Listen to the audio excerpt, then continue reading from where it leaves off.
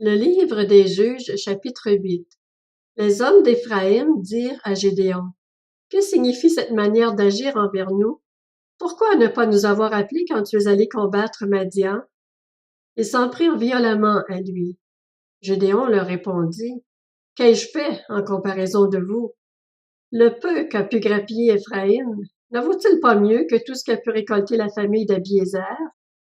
C'est entre vos mains que Dieu a livré Horeb et Zéeb, les chefs de Madian. Qu'ai-je donc pu faire en comparaison de vous? Lorsqu'il eut dit cela, leur colère contre lui s'apaisa.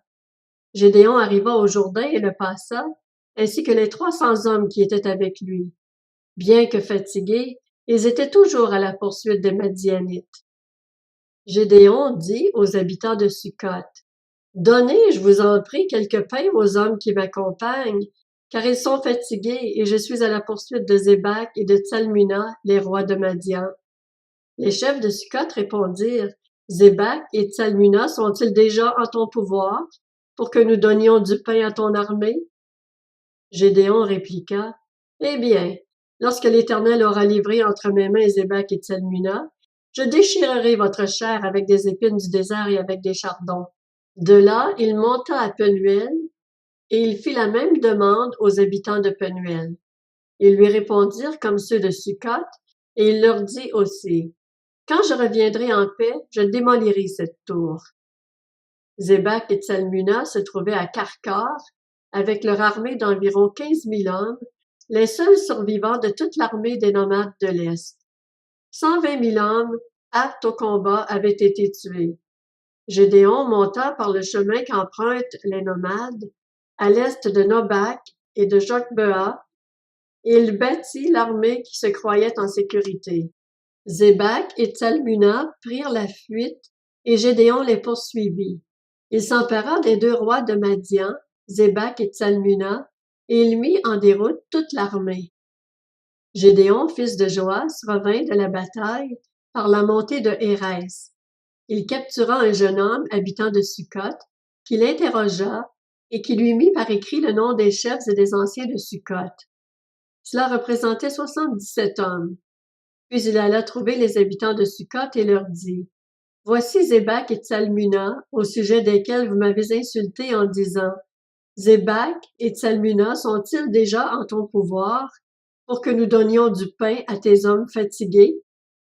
Il s'empara des anciens de la ville, et punit les habitants de Sukkot avec des épines du désert et avec des chardons. Il démolit aussi la tour de Penuel, et tua les habitants de la ville. Gédéon demanda à Zébak et à Tsalmuna: Comment étaient les hommes que vous avez tués au mont Tabor? Ils répondirent: Ils te ressemblaient. Chacun avait l'air d'un fils de roi. Il dit: C'étaient mes frères, les fils de ma mère.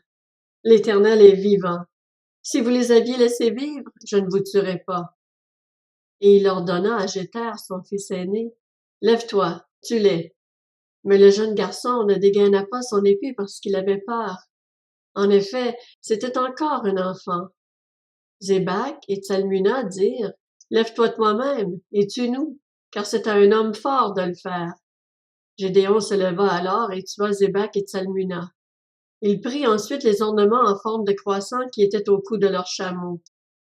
Les Israélites dirent à Gédéon: Domine sur nous, toi, puis ton fils et tes descendants, car tu nous as délivrés de l'oppression de Madian. Gédéon leur dit: Je ne dominerai pas sur vous, et mes descendants non plus. C'est l'Éternel qui dominera sur vous. Gédéon ajouta: J'ai une demande à vous faire. Donnez-moi chacun les anneaux de votre butin. Les ennemis avaient des anneaux d'or, car c'étaient des Ismaélites. Ils répondirent: Nous te les donnerons volontiers. Et ils étendirent par terre un manteau, sur lequel chacun jeta les anneaux pris dans son butin. Le poids des anneaux d'or que demanda Gédéon fut de près de 20 kilos, et ce sans compter les ornements en forme de croissant, les boucles d'oreilles et les vêtements de pourpre que portaient les rois de Madian, ni les colliers qui étaient au cou de leurs chameaux. Gédéon en fit un éphod qu'il plaça dans sa ville à Ophra.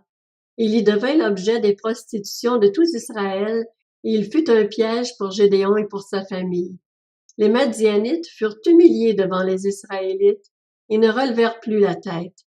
Le pays fut en paix pendant 40 ans, c'est-à-dire durant la vie de Gédéon. Jérubbaal, fils de Joas, retourna habiter dans sa maison. Gédéon eut 70 fils, tous issus de lui, car il eut plusieurs femmes. Sa concubine, qui résidait à Sichem, lui donna aussi un fils qu'on appela Abimélec. Gédéon, fils de Joas, mourut après une heureuse vieillesse. Il fut enterré dans le tombeau de son père Joas à Ophra, village de la famille d'Abiézer. Après la mort de Gédéon, les Israélites recommencèrent à se prostituer au Baal, et ils prirent pour Dieu Baal-Berith. Les Israélites ne se souvinrent pas de l'Éternel leur Dieu, qui les avait délivrés de tous les ennemis qui les entouraient.